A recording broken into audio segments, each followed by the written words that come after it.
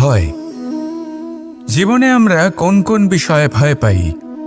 কোনো মানুষকে হারানোর ভয়, কোনো মানুষ কোনো সম্পর্ককে হারানোর ভয়, অর্থহানির ভয়, সময়হানির ভয়। এবার বিষয়টা হলো, এই ভয় কখনো আমাদের কোনো লাভ করে না। এটা সবসময় আমাদের পিছনে ঠেলে আর নিচু স্তরে নামিয়ে দেয়, কখনোই আমাদের উত্থানের কারণ হয় না।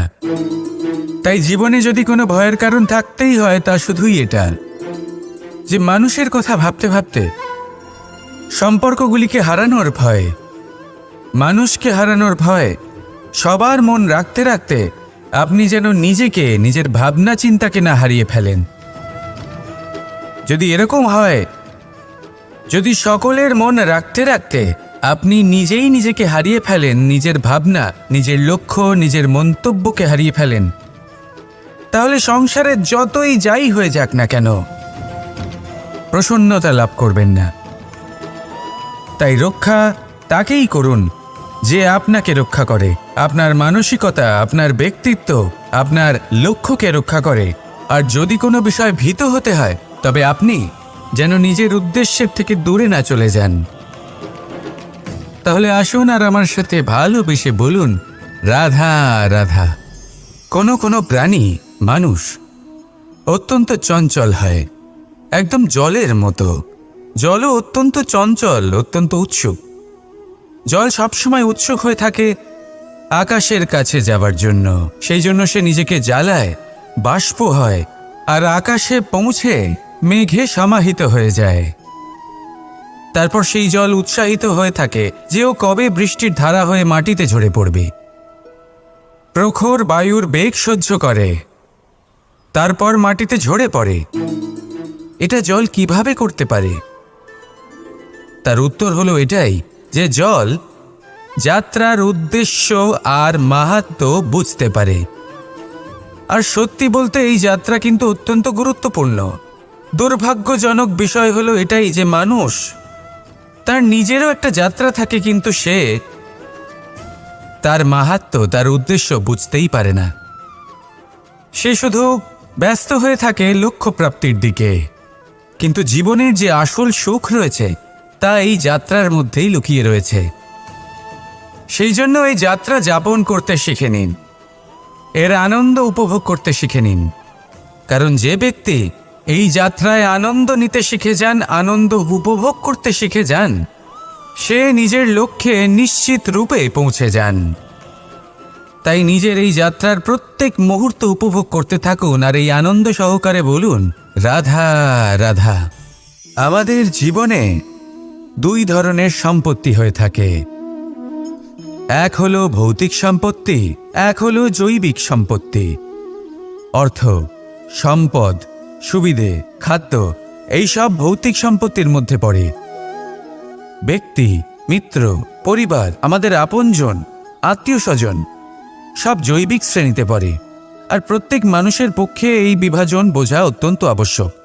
কারণ মূলত আমাদের ব্যবহার দুই রকমের হয়ে থাকে, হয় আমরা ভালোবাসি বা আমরা সদ্ব্যবহার করি।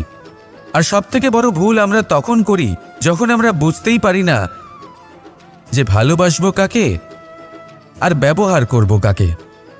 আমরা ভৌতিক সম্পত্তি ভালোবেসে ফেলি আর ব্যবহার করি জৈবিক সম্পত্তিকে, যেখানে এটা অনুচিত। জৈবিক সম্পত্তিকে ভালোবাসুন আর ভৌতিক সম্পত্তিকে ব্যবহার করুন। যেদিন আপনার মধ্যে এই বোধ জাগ্রত হবে যে কাকে ভালোবাসবেন আর কাকে ব্যবহার করবেন, সেই দিন আপনার জীবনে শুধুই শান্তি বিরাজমান হবে। আর তখন এই মন প্রসন্ন হয়ে বলবে, রাধা রাধা। এই ডাল দেখুন, এই সুন্দর পুষ্প দেখুন। এই ডালের সৌন্দর্য হলো এই পুষ্প, আর এই পুষ্পের মেরুদণ্ড হলো এই ডাল। এবার কল্পনা করুন, যদি এই ডাল থেকে এই পুষ্পকে ছিঁড়ে নেওয়া হয়, তাহলে আপনি যাই করুন না কেন পুনরায় জোড়া লাগাতে পারবেন না। এবার যদি এটা আমাদের জীবনে হয়, আমাদের মানুষের, আমরা যদি কিছু পাই তাহলে সেটা সুরক্ষিত রাখি, আর যদি সেটা হারিয়ে ফেলি তাহলে দুঃখে জর্জরিত হই। এবার ফিরে আসি প্রকৃতির কথায়। দেখা যাক প্রকৃতি আমাদের কি শেখায়। এবার যদি এই পুষ্প এই ডালটা থেকে ছিঁড়ে যান, আর যদি এই ডাল সবল থাকে, তাহলে কিছুদিন পরেই এই ডালে আবার নতুন ফুল ফুটবে। এবার এটা আমাদের জীবনেও ঘটবে, নিশ্চয়ই ঘটবে। সেটাই প্রকৃতি। সেই জন্য জীবনে আপনি যা হারিয়েছেন সেটার বিষয় না ভেবে, যা ফেলে এসেছেন তার বিষয় না চিন্তা করে, ভবিষ্যতে যা আপনি যত্ন করে রাখতে পারবেন, সাবধানে রাখতে পারবেন, সেগুলির প্রতি একাগ্র হন। বিশ্বাস করুন, এই মনরূপী ডালের ওপর সুখের ফুল সবসময় ফুটবেই। রাধা রাধা। আপনি কি কখনো কোনো প্রজাপতি দেখেছেন? ভালো নিশ্চয়ই লাগে।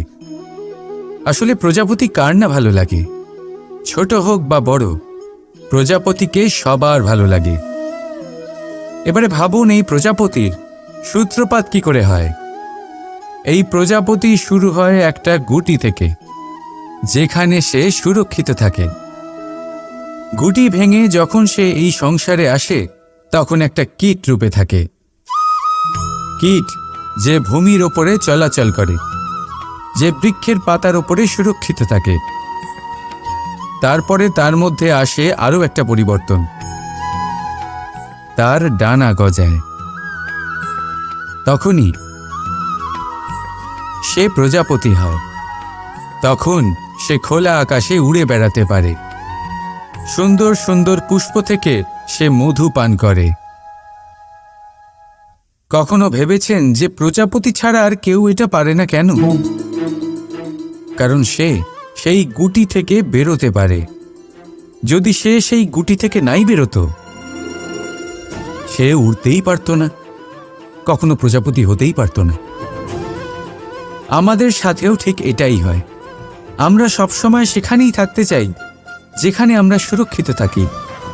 সেই সুরক্ষা চক্রেই আমরা থাকতে চাই, কিন্তু এই বিকাশ সুরক্ষা সীমা পার হওয়ার পরেই অর্জন করা যায়। তাই যদি আপনি জীবনে বড় কিছু করতে চান, মহান কাজ করতে চান, নিজের ব্যক্তিত্ব তৈরি করতে চান, তাহলে এই সুরক্ষা চক্র ভুলে যান। সুরক্ষা সীমা লঙ্ঘন করুন, এগিয়ে যান, প্রতিকূলতার সম্মুখীন হন, কঠিন পরিস্থিতির সম্মুখীন হন, সাহস করে এগিয়ে চলুন, আরও শক্তিশালী হয়ে উঠুন। তবেই আপনি জীবনে কিছু করতে পারবেন, তবেই আপনার ডানা গজাবে, আর তবেই আপনি এই সুন্দর আকাশে উড়ে বেড়াতে পারবেন। রাধা রাধা। সুখ আর অভিজ্ঞতা, এই দুই জীবনে একসাথে কখনোই আসে না। মনে রাখবেন, যেখানে সুখ থাকে সেখানে অভিজ্ঞতা থাকে না। আর যখন এই সুখ আমাদের জীবন থেকে দূরে চলে যায়, তখন আমাদের জীবনে আসে এই অভিজ্ঞতা।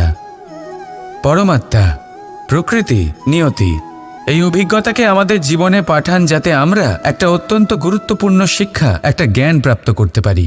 এই অভিজ্ঞতা আমাদের শেখায় যে অতীতে এমন কি হয়েছিল যা আমাদের করা উচিত হয়নি। আমাদের শেখায় ভবিষ্যতে এমন কি আছে যা আমাদের করা উচিত আর কি করা উচিত নয়। দেখতে গেলে এই অভিজ্ঞতা আমাদের সেই শিক্ষা দেয় যার জন্য আমরা সুখের দিকে উচিতভাবে অগ্রসর হতে পারি।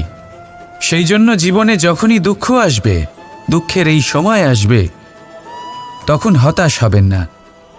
বোঝার চেষ্টা করুন এই পরিস্থিতি কেন এসেছে, কি শিক্ষা দিতে এসেছে।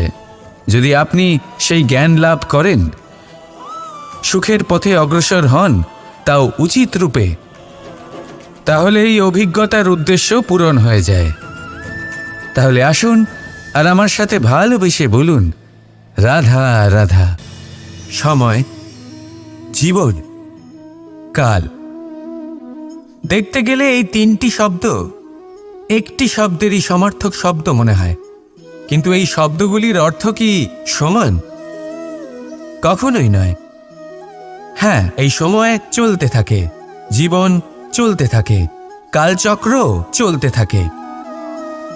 এই সময় কেটে যায়, কিন্তু এই জীবন একে যাপন করতে হয়। কি বলেন? এই জীবনে কিছু করুন বা কিছু না করুন, জীবন এমনি কেটে যাবে, আপনি জানতেও পারবেন না। কিন্তু সেটা আমাদের উদ্দেশ্য নয়। একে যাপন করতে হবে। এই জীবনে প্রেরণা পেতে শিখুন, প্রেরণা দিতে শিখুন, আহ্বান গ্রহণ করতে শিখুন, আহ্বান জানাতে শিখুন, মহান কাজ করতে শিখুন, ধন্যাত্মক বোধ জাগিয়ে তুলুন। জীবন অতিবাহিত করার অর্থ কি তা আপনি শিখে যাবেন। কারণ সময় কেটে যায়, সমস্ত যুগ কেটে যায়, কিন্তু জীবনের রীতি জীবন কাটিয়ে দেওয়া নয়, জীবন যাপন করা। এই জীবন সম্পূর্ণরূপে অনুভব করতে হবে, নতুন পথ বানাতে হবে। এবারে যদি এই জীবন বাঁচার সময় একবার ভেবে দেখুন, যদি মনে প্রেম থাকে, সদ্ভাবনা থাকে, তাহলে কি হবে? এই জীবনকে বাঁচার অনুভূতিটাই অন্যরকম হয়ে যাবে, একটা আনন্দময় অনুভূতি লাভ করবেন। তাহলে এটাই করুন আর আমার সাথে ভালোবেসে বলুন, রাধা রাধা। আমাদের এই বর্তমান আর ভবিষ্যৎকে সুন্দর করার উপায় কি? কেউ বলবেন আজ নিরন্তর পরিশ্রম করতে থাকো, কর্ম এবং চেষ্টা করতে থাকো। তার থেকেও বেশি গুরুত্বপূর্ণ কিছু আছে, বিগত অতীতের সাথে শান্তি স্থাপনা করা। কারণ অনেক সময় আপনার এই অতীত আপনাকে সামনে অগ্রসর হতেই দেয় না। আর অতীতের এই বিতৃষ্ণা যদি আপনি ভুলতে না পারেন, তাহলে বর্তমানের এই মিষ্টি সুখ আপনি কিভাবে উপভোগ করবেন? ভবিষ্যৎকে কিভাবে সুন্দর